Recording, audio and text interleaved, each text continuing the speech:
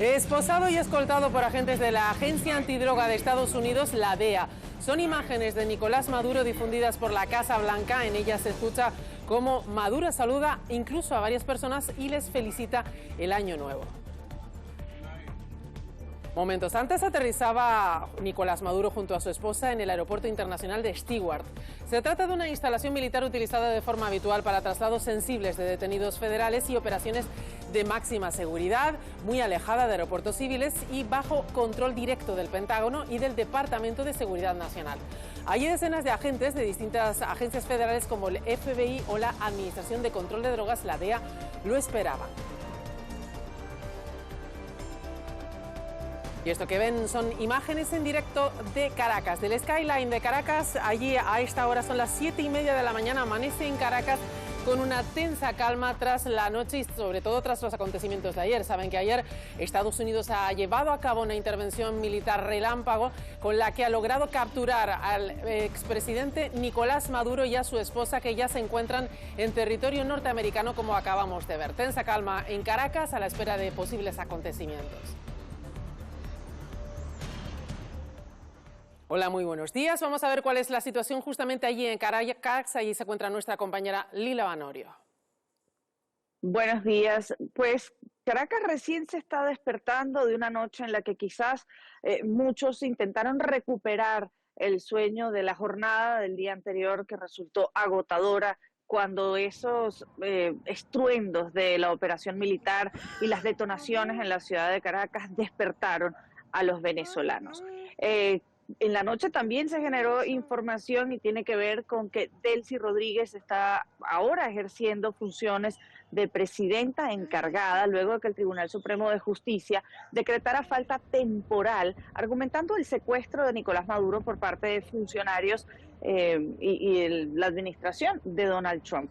Pues esta presidencia encargada se extiende por un periodo de 3 meses que es prorrogable durante otros 3 meses, pero hay mucha expectativa. Todavía los venezolanos, muchos no se han enterado de que esto ocurrió a altas horas de la noche, y a medida que despunte el día habrá reacciones sobre la continuidad, por decirlo de alguna manera, de la administración madurista luego de esta operación de los Estados Unidos que ha derivado en la presentación, que será el día de hoy o mañana en una corte federal de Estados Unidos, de Nicolás Maduro y su esposa Cilia Flores. Claro, Lila, una de las cuestiones a esta hora del día, y la nombrabas tú, es justamente el hecho de que Delcy Rodríguez haya ocupado ese vacío de poder de Nicolás Maduro. Es una cuestión que directamente lo contempla la legislación venezolana, pero es que además, como bien decías, Donald Trump se refería al hecho ayer de que sería posiblemente la continuidad a través de la vicepresidenta. ¿Cómo van a recibir muchos venezolanos, sobre todo de la oposición, una noticia que abre la posibilidad a un chavismo sin Maduro? O sea, es decir, podría continuar el chavismo, pero sin Nicolás Maduro en el poder. Sin duda, esto supone para quienes planteaban que algún tipo de intervención por parte de los Estados Unidos suponía automáticamente un cambio de mando en Venezuela, un revés. Tiene que ser quizás complicado tratar de entender o asimilar que esto no necesariamente supone la llegada de Edmundo González Urrutia para asumir la presidencia luego de haber ganado esas elecciones en julio de 2024. Sin embargo, este tema resulta un parteaguas en la oposición venezolana. Si bien la mayoría de los venezolanos están a favor de un cambio de régimen, no todos están a favor de que eso ocurra con la mediación o intervención de los Estados Unidos. Y esto ocurre específicamente entre el liderazgo opositor. Quienes están fuera de Venezuela más bien avalaban cualquier tipo de intervención norteamericana para lograr un cambio de poder, no así quienes estaban en el país, que más bien procuraban, anticipando quizás conflictividad social o la continuidad del chavismo sin que hubiese un cambio sustancial de base, a diálogos y negociación. Lo que sí es cierto, Lila, es que para María Corina Machado pues ha sido un jarro de agua fría, sobre todo las referencias que hizo ayer Donald Trump a ella en esa rueda de prensa en la que la descartaba como la líder a llevar, por así decir, el país. Eso ha hecho que, bueno, de momento María Corina no ha hecho ninguna reacción al respecto, pero sí ha convocado movilizaciones en la tarde de hoy. ¿Qué se espera en Venezuela acerca de esas movilizaciones? Hay que recordar que en Venezuela hay mucho temor desde la oleada de represión que vino en los días posteriores a la elección del 28 de julio de 2024. En esas semanas hubo más de 2.500 detenciones. Pues desde entonces no hemos visto movilizaciones en el país justamente por el temor que hay a la represión. En Venezuela ha habido mucha cautela con lo que ha ocurrido estos últimos días y tenemos que recordar que figuras claves del chavismo continúan allí, no solo Delcy Rodríguez como ahora presidenta encargada, sino también el ministro de Interior y Justicia, Diosdado Cabello, que además comanda los cuerpos de inteligencia y policiales del país. También está el ministro de la Defensa, Vladimir Padrino López, así que creo que ante la incertidumbre y el escenario que todavía hoy es muy incierto en Venezuela, vamos a estar viendo más movilizaciones y concentraciones en otras ciudades del mundo que dentro del territorio nacional. Tras eso, Lila, explique en parte pues esa tensa calma que se ha vivido en las últimas horas en la capital venezolana, ¿no? Sí, sin duda. De hecho, la gente está tratando quizás de evitar salir, mantenerse en sus casas. Hemos visto calles desoladas, largas filas en abastecimientos, que los pocos que abrieron sus puertas el día de ayer, que permitían el paso de grupos pequeños de compradores, porque tampoco tenían suficiente personal para operar con regularidad, porque las personas prevén que este periodo de incertidumbre y de quizás inquietud se pueda extender algún tiempo. Habrá que ver cuáles son las medidas que tome o anuncie hoy Delcy Rodríguez ya en funciones como presidenta encargada. Hay que recordar que esto ocurrió tarde en la noche y todavía hay muchos que no están enterados de que Delcy es la presidenta. Se espera en cualquier caso, Lila, tal y como decías, que la propia Delcy Rodríguez comparezca hoy para hablar a la nación.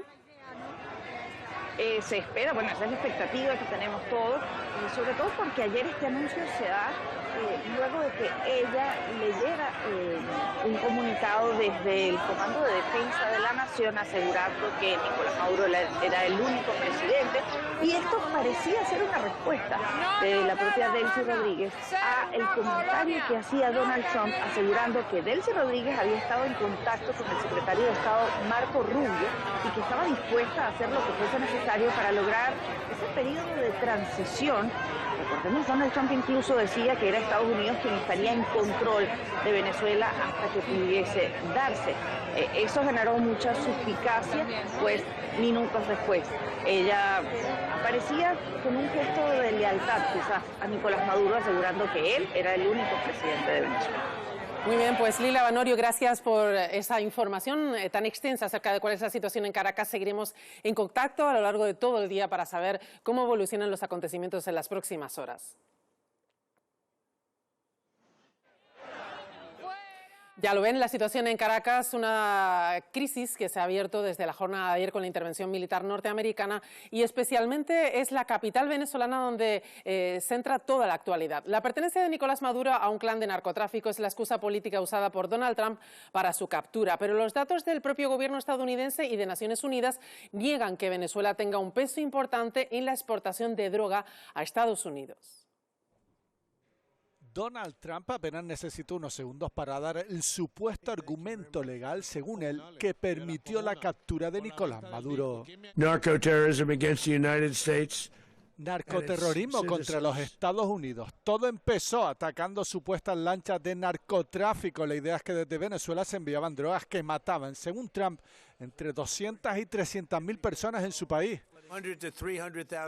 De hecho, con esta firma declaró al fentanilo como arma de destrucción masiva. Pero informes del propio Departamento de Drogas de Estados Unidos como de Naciones Unidas niegan que Venezuela sea productor de fentanilo y apenas es exportador de cocaína. La mayor parte sale desde Colombia y apenas un 8% lo hace desde el Caribe venezolano. Que va a haber un seguimiento aún más pegajoso de la política de Estados Unidos, política exterior, hacia los países de la región.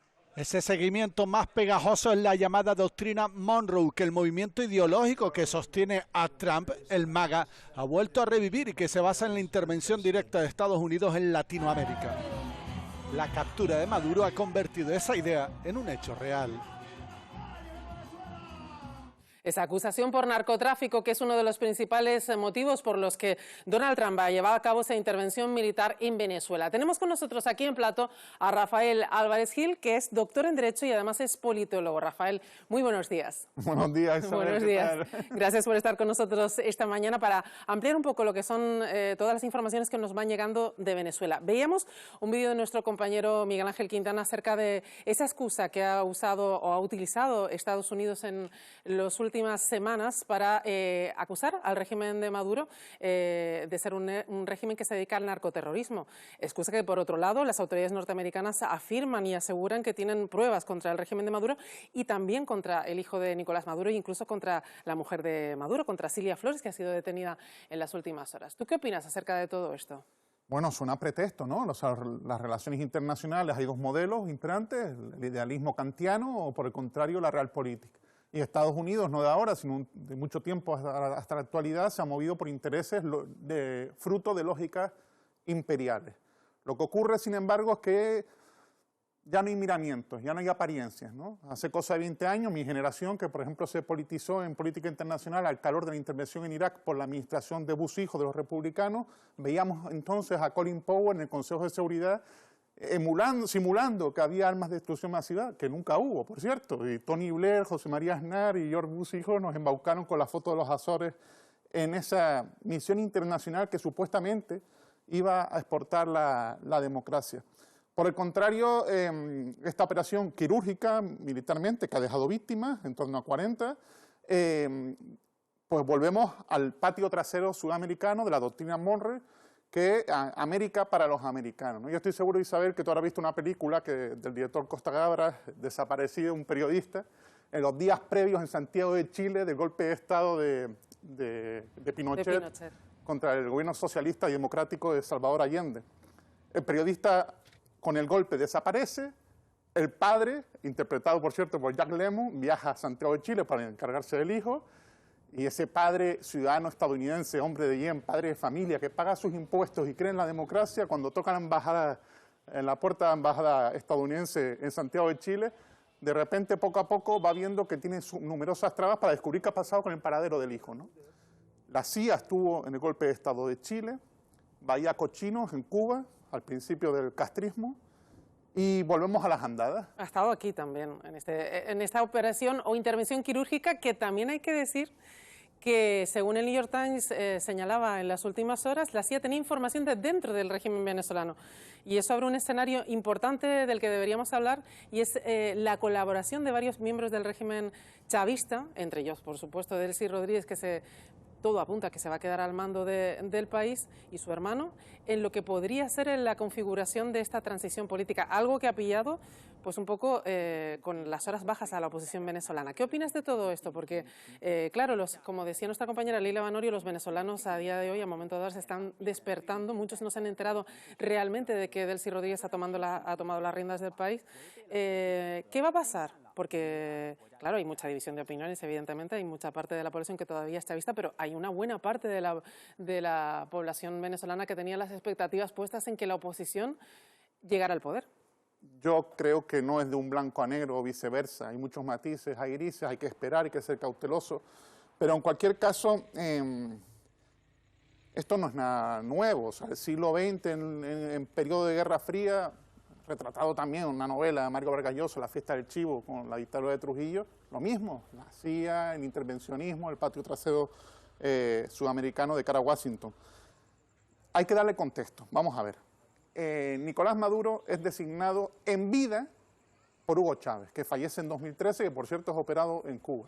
No es el caso, ahora estamos ante un vacío de poder y una podredumbre mayor del régimen, que en sus inicios tiene legitimidad democrática, porque el chavismo tuvo legitimidad democrática. Es verdad que el propio Chávez es un golpista.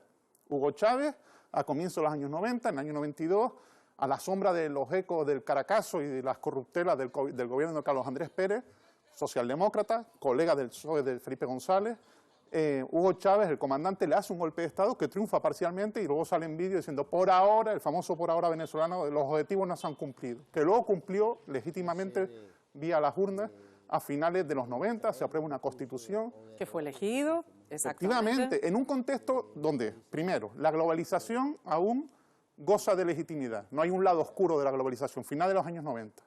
Y para la izquierda es una esperanza. ¿Por qué? Ha caído el muro de Berlín, se ha desplomado el llamado socialismo real de la órbita soviética y aparece un perfil de un militar de carrera, leído, ideologizado, no es un sargento chusquero, que lidera un proceso democratizador que busca combatir la desigualdad, el analfabetismo y la pobreza que azota a Venezuela, que en cambio es un país rico. En ese contexto, la legitimidad de Chávez va más, Cuba encuentra un aliado, manda a los famosos médicos a las misiones venezolanas a cambio de petróleo. Evidentemente Cuba necesitaba más de Venezuela, pero Cuba también en Guerra Fría se metió en conflictos en África, como en Angola, y hay un modelo que es opuesto. ¿Qué significa en última instancia el chavismo?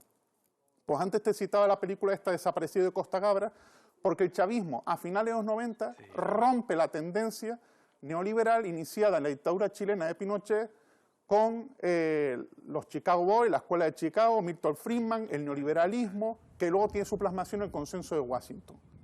Y hay una parte del mismo continente que se articula entre otros líderes a través de Hugo Chávez como oponente a esto. Claro, a la administración de Bush hijo esto no le gusta. De hecho, el mismo Chávez que fue golpista, luego a principios de siglo sufre un intento de golpe de Estado, que por cierto no se sabe muy bien qué papel jugó José María Aznar en aquellos años, en lo que era su segundo mandato de mayoría absoluta. ¿Qué queda de todo esto con un perfil muy distinto al de Hugo Chávez, que es el de Nicolás Maduro, Isabel?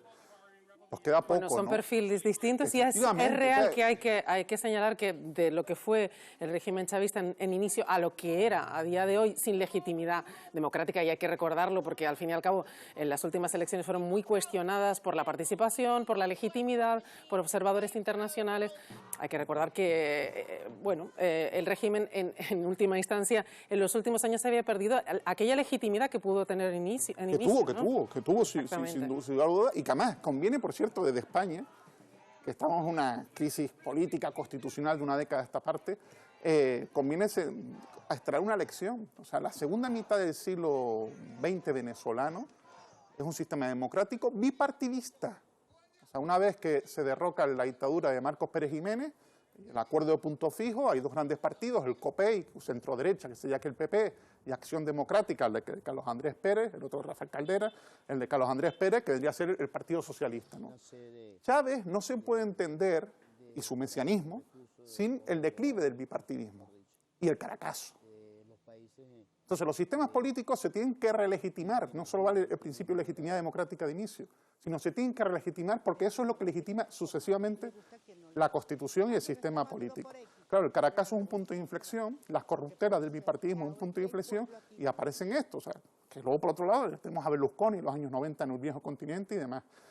Pero conviene traer esa conclusión con ojos desde España, ¿no? De cuidar con los sistemas políticos y sobre todo porque el trumpismo nos pone ahora en una nueva dimensión en la cual la lógica bien de Guerra Fría o una vez caído el muro de Berlín y la Unión Soviética y por tanto lo que Fukuyama llamó el politólogo estadounidense el fin de la historia, ¿no? De que la política va a ser aburrida, Isabel, y por último nos llevaba a la situación de que la política va a ser una cosa aburrida de museos y poco más y que el único enemigo era el islamismo y los nacionalismos, ha vuelto a la historia y me temo que vamos a vivir acontecimientos importantes. Pues con esa reflexión nos quedamos. Rafael Álvarez Gil, gracias por estar con nosotros esta mañana. Un placer, Isabel. Muchas gracias. Seguimos adelante porque en Las Palmas de Gran Canaria colectivos y asociaciones se manifiestan para defender la paz, pero están en contra de la intervención norteamericana en Venezuela. Tania Sánchez. Sí, cientos de personas han manifestado y se están concentrando aquí en la Plaza de la Feria en esta mañana de domingo en la capital Gran Canaria. Están en contra de la injerencia norteamericana en Venezuela y todo se ha provocado después de la detención de Nicolás Maduro en Venezuela en el día de ayer. Nos encontramos con Isabel Talavera, usted es portavoz de pensionistas de Gran Canaria. ¿Por qué ha decidido venir hoy aquí? Bueno, pues los pensionistas estamos aquí porque creemos que esta ilegalidad internacional no se puede permitir. o sea, a un país soberano, a su presidente elegido democráticamente, lo secuestran, se lo llevan del país y todavía tiene la cara dura de Donald Trump de decir que ellos van a gobernar hasta que la cosa esté, pues me imagino que a su favor.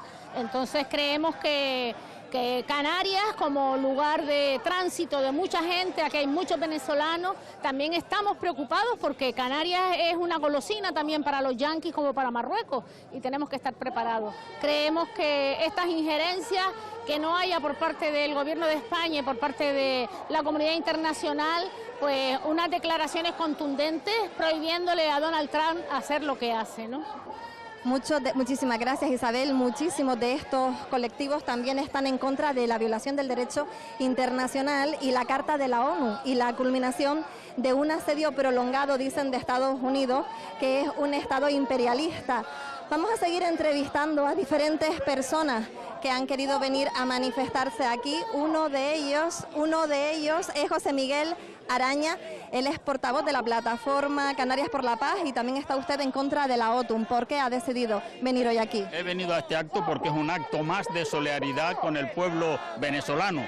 En este momento, un momento muy crítico porque ha sido no el arresto ni extracción, sino un secuestro de su presidente y un no respeto a las normas internacionales, que es no invadir un país con total soberanía. Y sobre todo también combatir el imperialismo, porque eso donde hay las materias primas que faltan en el mundo no se puede apropiar por la cara, es decir, eso es de cada país. Y en este caso Canarias, mucha más solidaridad porque siempre hemos llamado a Venezuela como la octava isla, es decir, muchos hermanos por la inmigración. Sin embargo, José Miguel, son muchas las personas venezolanas que están fuera de Venezuela que dicen que la intromisión de Donald Trump es el mal menor. ¿Qué dice usted ante esto? Realmente esa respuesta, realmente los que están opositores al actual gobierno. Y claro, todos los que en principio se han salido del país tienen sus motivaciones. Unas serán políticas y otras serán personales. Yo en principio no coincido con ellas y respeto todos sus datos que dicen. Pero yo creo que es más importante tener un gobierno de izquierda que lucha por la gente pobre y desfavorecida que tener un gobierno que dependa del exterior y en este caso que sea un gobierno procapitalista, que todos sabemos que en los sitios donde hay miseria, la miseria se profundiza aún más. Pues muchísimas gracias por sus palabras. Canarias con Venezuela Bolivariana es uno de esos carteles que están aquí en esta manifestación. Tenemos a Javier Marrero. Javier, ¿por qué ha venido usted hoy aquí? Bueno, he venido para sumarme a condenar la injerencia de los Estados Unidos en Venezuela. Es una intervención además violenta y bélica, y para decir que no a la guerra y sí a la soberanía de todos los pueblos. Pues muchísimas gracias. Como él, son cientos las personas que se han manifestado en la capital Gran Canaria, Isabel, en este domingo. Recuerden, aquí en Canarias viven más de 80.000 venezolanos y hay lazos entre el archipiélago y este país en Venezuela. Gracias, Tania. La movilización de cientos de personas en Las Palmas de Gran Canaria contra esa intervención militar de Estados Unidos en Venezuela. Y Venezuela vive ahora mismo un periodo de incertidumbre que se va a poder extender durante las próximas semanas, incluso meses. Expertos en geopolítica señalan que la estrategia del presidente norteamericano Donald Trump es crucial para controlar el suministro del petróleo venezolano. Venezuela se enfrenta ahora a un periodo de transición llena de incertidumbre. Habrá que esperar las próximas semanas o incluso meses para conocer el futuro del país caribeño. Los expertos en geopolítica avisan: Trump ha llegado para dar un aviso a navegantes. El problema está en qué van a hacer ahora los colectivos, qué van a hacer el régimen chavista y qué figura, aparte del Ciro Rodríguez, va a conseguir controlar el ejército y las milicias. El problema es que ¿quién va a perder el poder? ¿Quién va a permitirse perder el poder con las consiguientes respuestas o venganzas, como queramos llamarlo, como ocurrió exactamente en Nicaragua en los años 70? El 86% del petróleo extraído de Venezuela no ha sido para Estados Unidos, sino para China. Con este golpe, Trump lo que hace es cortar el suministro al país asiático para dar un aviso al mundo. Para decir que a partir de ahora él será el que mande, porque la legalidad internacional nunca le ha importado ni a él, ni a Rusia, ni a China, ni a las grandes potencias, y ahora veremos lo que van a hacer. Los hermanos Rodríguez tienen ahora por delante un nuevo periodo de lucha para que el chavismo siga vigente en Venezuela. No obstante, Donald Trump se lo va a poner muy difícil. Ya lo ha dicho, va a regenerar todo lo que le quitaron Chávez en el petróleo, lo va a conseguir, lo va a hacer ¿para qué? Para los intereses geopolíticos, los intereses económicos. Una transición que de momento será tutelada democráticamente por la línea dura del presidente Trump, Marco Rubio, de origen cubano. Y un equipo de esta casa, Radio Televisión Canaria, está ya de camino a la frontera entre Venezuela y Colombia. Desde allí nos van a ofrecer toda la actualidad y las novedades que se vayan produciendo a lo largo de los próximos días sobre lo que conocemos como la novena isla. Con conexiones en directo conoceremos de primera mano cómo están viviendo los venezolanos esta situación e intentaremos hablar con canarios que se encuentran afincados en el país para que nos cuenten su experiencia y cómo viven estos últimos acontecimientos.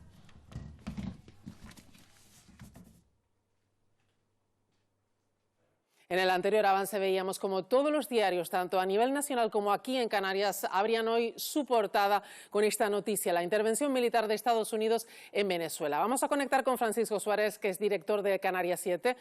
Francisco, muy buenos días. Hola, buenos días. Para ustedes, para Canarias 7, ha sido el titular del día, sin duda. Imagino que la redacción habrá estado trabajando durante toda la jornada de ayer a destajo para poder sacar la información, ¿no? Sí, es un trabajo que se activó desde el alba, tanto en la edición digital, en la impresa, como en las redes sociales. El de ayer fue un día intenso, acaba la jornada siendo agotadora, pero son de esos días que desde el punto de vista de los periodistas queremos estar y no nos lo queremos perder. Además, atendiendo, como se estaba diciendo en el programa, estamos hablando de un país que ha sido lugar de acogida de muchos canarios y que desde hace años está siendo lugar de acogida de muchos venezolanos, la mayoría con vínculos con Canarias, que iban saliendo porque la situación socioeconómica y política era muy convulsa.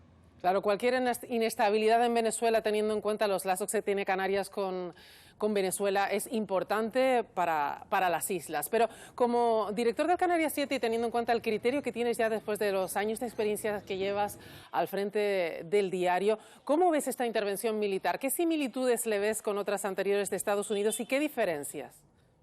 Bueno, hace lo que son las casualidades. También fue un 3 de enero cuando se produce la detención por parte de militares norteamericanos del general Noriega en Panamá. Ha llovido mucho desde entonces, fue en el año 90. Y a mí me recordó un poco lo vivido cuando Obama comparece para anunciar al mundo que habían ido a Pakistán a una operación secreta para la detención y ejecución sumarísima de Osama Bin Laden. Estados Unidos es un país que no reconoce la jurisdicción penal internacional y que entonces entiende que tiene derecho en cualquier lugar del mundo a intervenir. Además, aquí lo ha hecho sin recabar el apoyo previo del legislativo, porque se entiende que ellos entienden que no es una actuación contra un Estado soberano, sino contra una persona que está investigada judicialmente. Desde el punto de vista del derecho visto desde Europa o desde España, esto genera muchas dudas, por no decir que esto no encaja en lo que entendemos como derecho internacional. Desde la óptica de Estados Unidos y de Donald Trump y de sus seguidores, esto encaja perfectamente, y también encaja esto de decir, y ahora vamos a tutelar el país, porque el discurso de ayer fue un poco como el de decir que Venezuela se convierte casi en un estado más de los Estados Unidos y que lo van a tutelar. Si yo viviese en Groenlandia, la verdad es que estaría preocupado por lo que pueda suceder también. Claro, hay que tener en cuenta, o por lo menos lo parece, que parece un proceso muy similar al que empleó Estados Unidos en Afganistán o en Irak, pilotar la transición desde lejos y poner un gobierno a su medida. ¿Te sorprendió, imagino que como a todos, el hecho de que en la comparecencia informativa Donald Trump descartara la figura de María Corina Machado y se inclinara por una conversación que ya había iniciado Marco Rubio con Delcy Rodríguez, que es la vicepresidenta y a día de hoy, por así decir, ya de facto por la legislación venezolana, la sucesora de Nicolás Maduro? Sí, la verdad es que eso me sorprendió bastante. También creo que, evidentemente, no nos han contado toda la intrahistoria, algunos medios en Estados Unidos están informando de que Washington avisó horas antes a Rusia y a Israel. Si avisó a Rusia, quizás eso ayuda a entender por qué la apuesta por Delsi, porque nos podemos encontrar que Washington y Moscú se hayan puesto de acuerdo para tutelar esta transición. En cuanto a lo de Corina Machado, lo fácil es interpretarlo como que Donald Trump no le perdona que le haya quitado el Premio Nobel de la Paz, pero no solo Corina Machado. ¿Y qué pasa con Edmundo González? ¿O qué pasa con Guaidó? Es que ya se nos olvida que también Guaidó, que llegó a tener un reconocimiento de buena parte de Europa, incluido el gobierno de España. Entonces, Delsi, que hasta ayer estaba en la lista de las personas a perseguir, ahora se convierte en alguien del que fiarse. Insisto, nos faltan muchas claves.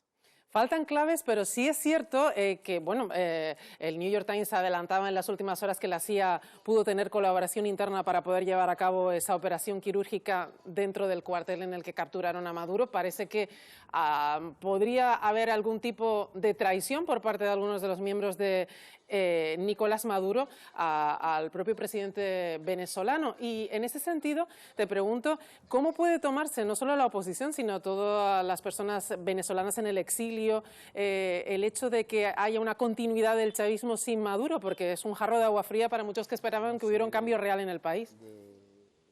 Bueno, yo creo que aquellos cargos orgánicos y sobre todo militares en Estados Unidos, en Venezuela, que piensen desde ayer o incluso hoy, vamos a resistir, no hay nada más contundente que la imagen de Maduro detenido bajando del avión y escoltado por agentes de la DEA, del FBI y luego conducido para ser encarcelado. Entonces creo que la capacidad de resistencia del chavismo convertido en madurismo creo que va a ser mínima, porque además Donald Trump ya lo dijo claramente, si hace falta habrá una segunda intervención, y ahí no estamos hablando de acciones, entre comillas, quirúrgicas, ahí estamos hablando de una respuesta militar a gran escala. Pues con esa reflexión nos quedamos. Paco Suárez, director del Canarias 7, gracias por estar con nosotros esta mañana. Gracias a ustedes y felicidades por la cobertura que están haciendo. Gracias, igualmente. Vamos a esta hora a la redacción de esta casa de Radio Televisión Canaria, Clara Morel. Vamos con la última hora acerca de Venezuela. Buenas tardes, Isabel. Hace unos minutos el secretario general de los socialistas, Pedro Sánchez, hacía pública una carta a la militancia a través de su cuenta en la red social X, una carta en la que condenaba lo que considera una violación a la legalidad en Venezuela. Además, ha sido tajante y lo ha comparado a lo sucedido en los últimos meses con Palestina y también en los últimos años con Ucrania. En esa carta, el presidente Pedro Sánchez ha llamado a la militancia del Partido Socialista a apoyar su gobierno y ha dado 3 motivos para hacerlo. El primer lugar, asegura el presidente, es que los resultados avalan a los socialistas para seguir gobernando. Asegura que en estos 7 años han cosechado unos buenos resultados económicos, también sociales y medioambientales para seguir en el gobierno. En segundo lugar, Pedro Sánchez ha apelado a la responsabilidad global para frenar el auge de la ultraderecha, también para continuar la paz en el mundo. Y en tercer y último lugar, el socialista asegura que los progresistas tienen el deber moral de luchar por el progreso, especialmente cuando este está en peligro, ha dicho. Además, Pedro Sánchez pide a los militantes del Partido Socialista que defiendan las siglas del partido y renuncia, asegura, a dejar de gobernar esta legislatura.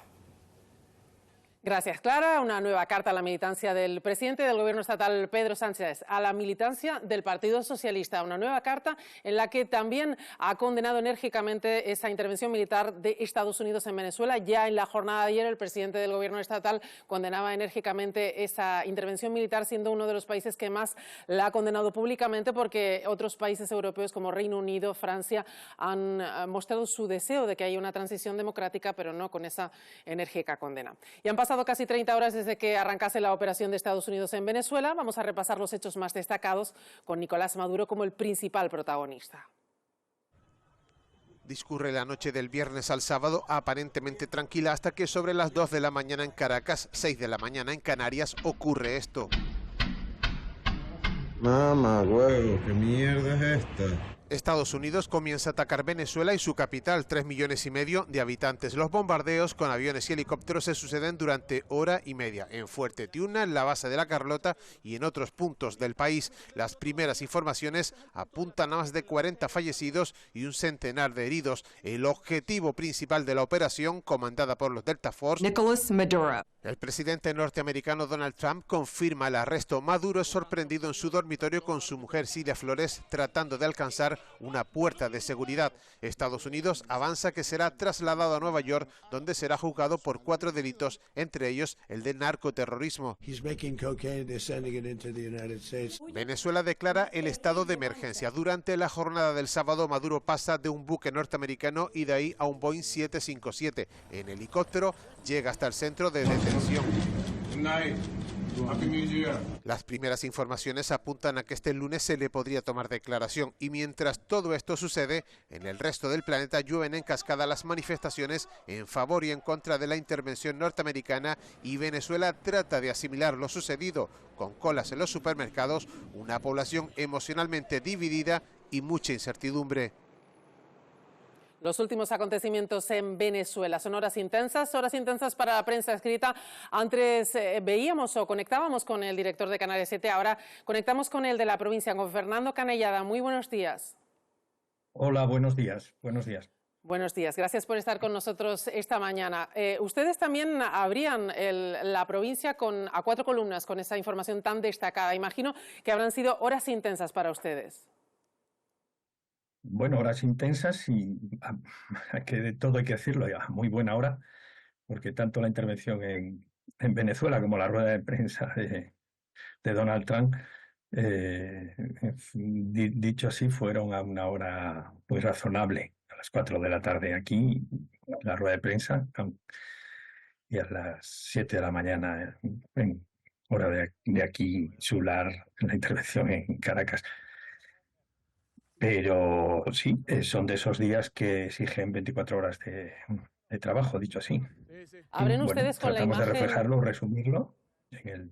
Sí, abren ustedes con la todas imagen. Las ediciones, en todos lo los que medios, ha sido la imagen del día en muchísimos diarios y es la imagen de Nicolás Maduro que tuiteó a primera hora de la tarde el propio Donald Trump, esa imagen de Nicolás Maduro con unos cascos, con agua, esa imagen que se ha convertido y que ha dado la vuelta al planeta porque se ha convertido en todo un símbolo, ¿no? Así es, humillante para Maduro, al que supuestamente le ofrecieron muchas negociaciones, muchas otras salidas más y presuntamente más dignas, pero bueno, forma parte de la exhibición americana de poder y de, bueno, ya vimos a muchos narcotraficantes, dicho así, sin prejuzgar, con ese aspecto. Solo faltaba también la foto de la comisaría, ¿no? Con el número y el uniforme de presidiario. Pero en fin, sí, es un emblema. Es como la de tantas históricas que estamos teniendo, tantos episodios para la historia en el siglo reciente, en este siglo nuestro XXI. Claro, y desde tu criterio como director de la provincia, ¿no? Y desde tu experiencia como profesional, estabas señalando el paralelismo, ¿no? Entre esa imagen y otras anteriores. Claro, hemos visto imágenes como la caída de Saddam Hussein en Irak o alguna otra intervención norteamericana en Afganistán. ¿Ves similitudes o parecidos entre esta intervención en Venezuela, con todas las características que tiene al ser Latinoamérica, con otras en Oriente Medio, sobre todo por esa transición pilotada que ha apuntado Donald Trump en las últimas horas? No hay nada nuevo bajo el sol. Yo creo que la historia de los americanos repiten muchos procesos. Bueno, los americanos y todos repetimos mucho la historia. Intervenciones americanas, como hoy muy bien dice Alfonso González Jerez en un artículo brillantísimo y recomendable lectura en La Provincia, porque resume toda la historia reciente de Venezuela hasta llegar a hoy. Hay 41 intervenciones, creo recordar, hablo de memoria, lo que él cita, de lo que el artículo de González Jerez cita, de 41 intervenciones de los americanos en el exterior, así en países de este tipo. Bueno, no dieron muy buen resultado las del Oriente Próximo, Afganistán, no suelen ser, eso de imponer la democracia a la fuerza, a los americanos no se les suele dar muy bien. Cometen, bueno, pues algunos errores que después pagamos todos, unos más que otros, obviamente, ¿no? Y los pueblos en los que intervienen suelen ser la parte más débil. Pues te quería preguntar además, Fernando, porque es muy interesante lo que estás comentando, pero hay un asunto, y se lo preguntaba antes al director del Canarias 7, que quizás nos ha sorprendido en las últimas horas a todas las redacciones, y es el hecho de que esa transición pilotada que ha apuntado Donald Trump ha descartado en la jornada de ayer a María Corina Machado como posible dirigente del país y se ha inclinado mucho más hacia Delcy Rodríguez, que es la vicepresidenta hasta ahora y que a partir de las próximas horas va a asumir el poder. ¿Qué le ha parecido a la redacción de La Provincia estas últimas informaciones? Bueno, no es a la redacción, es un criterio personal, porque esas cosas en el fragor de la batalla no se debaten ni se someten a discusión, pero es un criterio personal. Al escuchar a Donald Trump apostar por Delcy. Yo creo que tienen los americanos cerca el desastre que fue Saddam Hussein, que quitaron al ejército y aquello se convirtió en un lío tremendo, como todos comprobamos, o Libia, que también quisieron hacerlo tan rápido. Delcy representa la continuidad administrativa, los ministerios, el petróleo, petróleos de Venezuela, bueno, pues los bancos, el ejército, que no se desboque el país, ¿no? Sin Delcy probablemente el país se paraliza en un par de días y el problema sería mucho mayor. Es el canal directo con los militares, con la inteligencia, con los colectivos. Y bueno, si colabora Delcy, pues antes se hablaba, ofrecían 50 millones de dólares por Maduro. Eso algún militar debió cobrar parte. Algún militar debió cobrar parte.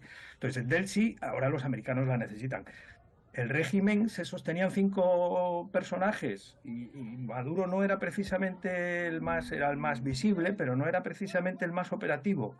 Delcy, el hermano de Delcy, Diosdado Cabello, Vladimir Padrino. Sí, yo te quería preguntar, de algunos de estos dirigentes tan importantes, por así decir, de esta última etapa de Nicolás Maduro al frente del poder y de años del chavismo, esperamos que sigan al frente de las instituciones, porque sobre todo la fuerza y la importancia de Diosdado Cabello, de Vladimir Padrino, obviamente de los hermanos Rodríguez, puede hacer que muchas de las esperanzas que tenía puesta la oposición en un cambio real, pues no se den al final. ¿Qué vamos a ver? A plazo corto parece ser que no, porque es difícil que el sistema funcione liquidando a todos los que, diríamos, organizan. Tendrá que ser una transición si realmente va al camino de la democracia. Hay muchas voces que ya dicen que Trump lo que menos piensa es en la democracia. De hecho, no dijo nada. Hay quien habla de un conquistador que esperaba escuchar el discurso de un libertador y que escuchó el discurso de un conquistador, más que entonces, pero probablemente es necesario para que el país siga funcionando y como habla Donald Trump de que el petróleo siga fluyendo, pues necesitan las instituciones que tienen, la realidad que hay en el país. María Corina Machado no controla territorio, no controla logística, no puede garantizar que mañana no haya violencia.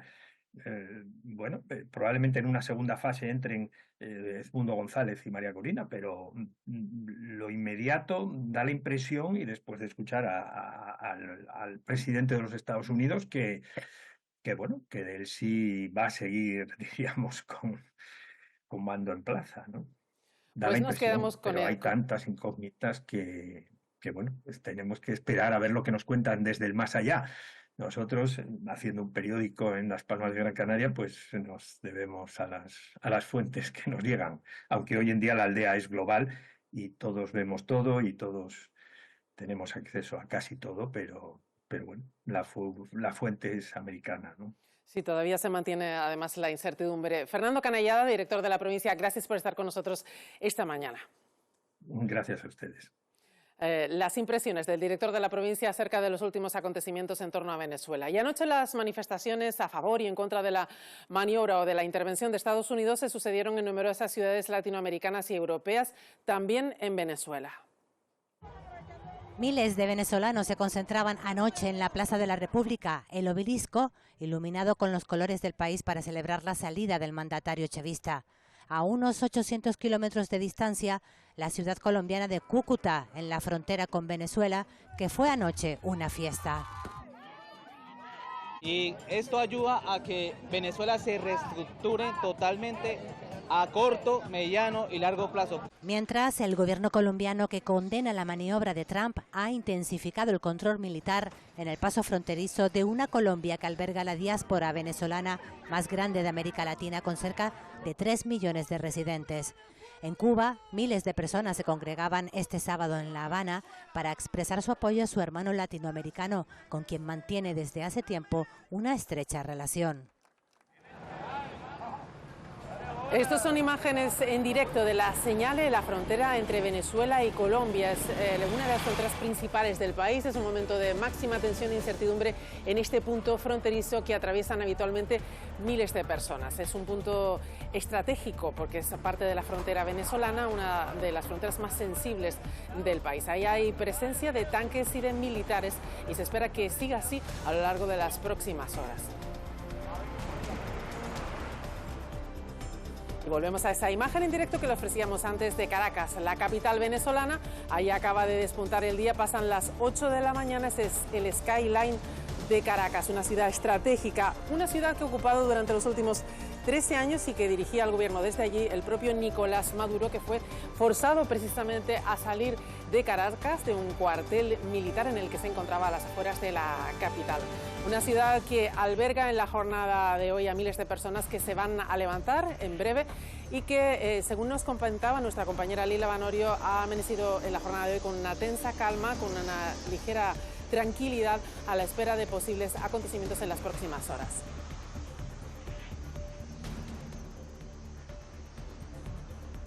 Hemos hablado con el director del Canarias 7, también con el director de la provincia y ahora tenemos conexión con el subdirector del periódico El Día, con Jorge Dávila. Muy buenos días. Hola, buenos días. Cómo no, también El Día ha abierto su edición en la jornada de hoy con esa imagen de Maduro y con esa información que nos ha sobresaltado en la jornada de ayer. Bueno, en nuestro caso es un periódico hermano de la provincia, perteneciente al grupo Prensa Ibérica, y hemos prácticamente realizado el mismo trabajo.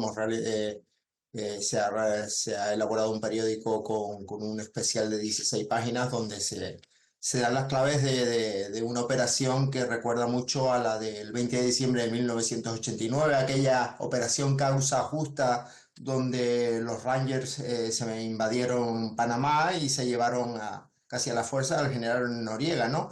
En unas circunstancias muy parecidas a esta, ¿no? Guillermo Ondara acababa de ganar las elecciones y no fue ratificado en su momento por el general, es antiguo colaborador de la CIA, y al que acabaron acusando por crímenes,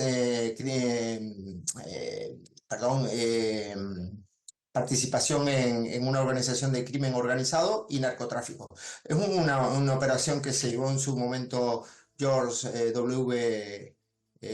Bush, padre, republicano también como Donald Trump, y en la que Estados Unidos dio ese golpe sobre la mesa. Quizás estamos ante el Donald Trump más imperialista que hemos conocido, nada que ver con la anterior etapa, aunque ya estaba casi marcado por unas circunstancias que despertaban muchísimas antipatías internacionales, pero en este caso este Donald Trump es mucho más ambicioso, es más imperialista, y cuando no es Ucrania es Israel, entre comillas, porque Netanyahu es aliado profundo de él, o Groenlandia. En este caso ha tocado Venezuela, que todo el mundo puede estar más a favor, porque no vamos a defender ahora el posicionamiento de Maduro, porque Maduro es un personaje que despierta cariño y fobias por la política internacional que ha llevado en los últimos años, ¿no? Pero las circunstancias en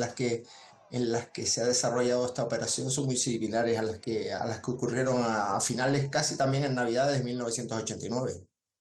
parece mucho a esa operación que señalabas contra el general Noriega, pero también tiene sus similitudes a otras operaciones o intervenciones, no de George Bush padre, pero sí de George Bush hijo contra Afganistán o Irak. Ayer sobresaltó un poco las referencias que hizo Donald Trump a Cuba y a Colombia. ¿Qué opinas al respecto por tu criterio? Hombre, eso yo creo que serían mejores analistas los que tendrían que mirarlo, pero como simple lector y curioso de la actualidad internacional, quizás sea un aviso a navegantes, ¿no? Donald Trump está claro que quiere buscar cosas que van más allá de los territorios latinos, ¿no? Entre otras cosas porque su política latina no casa no es pro-latino, ¿no? Y lo está demostrando en su propio territorio, con las deportaciones y con el trato que se le da a latinos que han nacido en Estados Unidos. No estamos hablando de inmigrantes.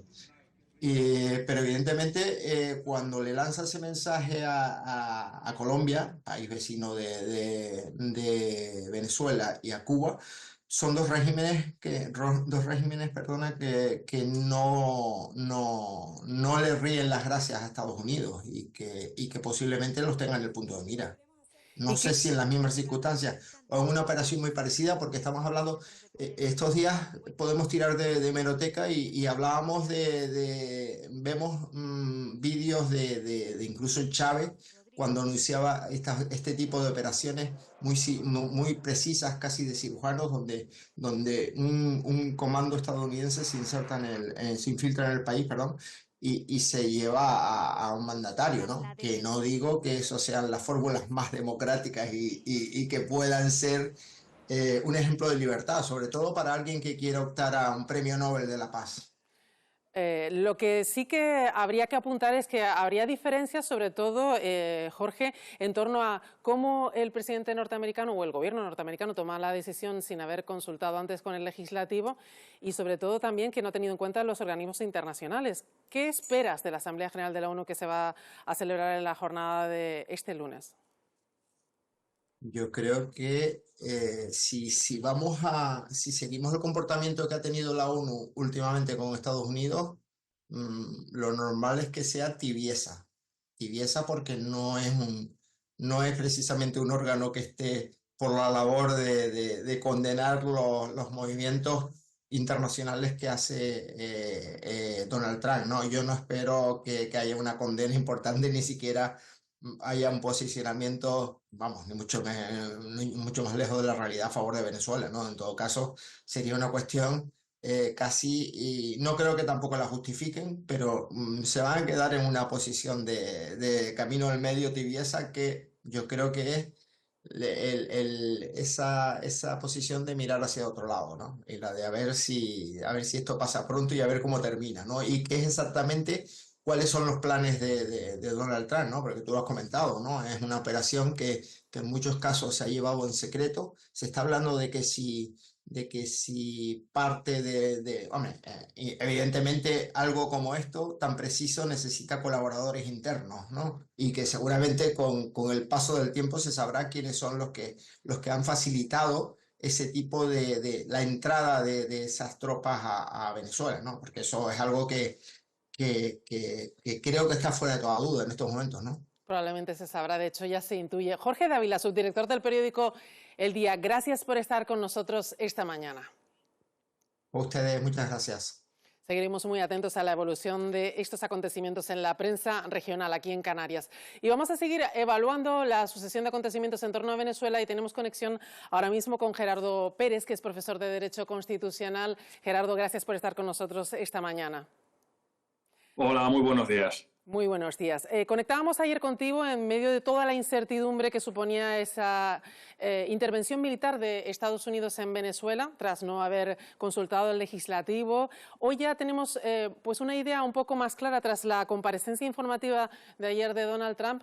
Y lo primero que te quería preguntar es por esa transición, a pesar de que tú eres especialista en Derecho, un poco cómo lo ves, porque claro, esta transición que se va a llevar a cabo, hay que tener en cuenta que tiene lugar tras una intervención que no ha respetado la soberanía nacional de un territorio, que no no ha respetado el hecho de que se ha capturado a un presidente, o sea, no se ha respetado tampoco al presidente, la integridad del presidente de un territorio. ¿Tú cómo ves todo esto desde el punto de vista del derecho? Nada de lo que ha pasado y seguramente nada de lo que pasará a partir de ahora responde a lo que esté regulado por normas jurídicas, ni internacionales ni internas. Y por lo tanto, el mundo del derecho ha quedado relegado a un segundo plano o a un tercer plano, y en la vía del ámbito internacional es la vía de los hechos, de la imposición de la fuerza, en este caso armada, la que predomina. Algo que, por otro lado, no nos tiene que sorprender porque lleva siendo así durante mucho tiempo. Se pueden ver los antecedentes de Israel con Gaza, de Rusia con Ucrania, en África es constante. Es decir, las grandes potencias actúan por la vía de sus intereses y por la vía de la imposición de su posición predominante, bien sea económica o bien sea militar, y dejan el derecho a un lado. Y por lo tanto, lo que ha pasado no tiene ningún tipo de regulación en el derecho, y seguramente lo que vaya a pasar a partir de ahora tampoco. Es que, como tú muy bien dices, Gerardo, se está dando el hecho, también lo pasó con Rusia, con Ucrania, que se da la política de hechos consumados en estas grandes potencias, tanto Rusia como Estados Unidos, y van a hechos consumados sin consultar a organizaciones internacionales, sin ningún tipo de legalidad. Van a hechos consumados, y además, como veíamos en la jornada de ayer por parte de Donald Trump, se pilota una transición y se dice que se hace con el criterio de un gobierno extranjero a un gobierno que, aunque de hecho no era muy legítimo del todo, pero bueno, se rompe completamente toda la legalidad, ¿no?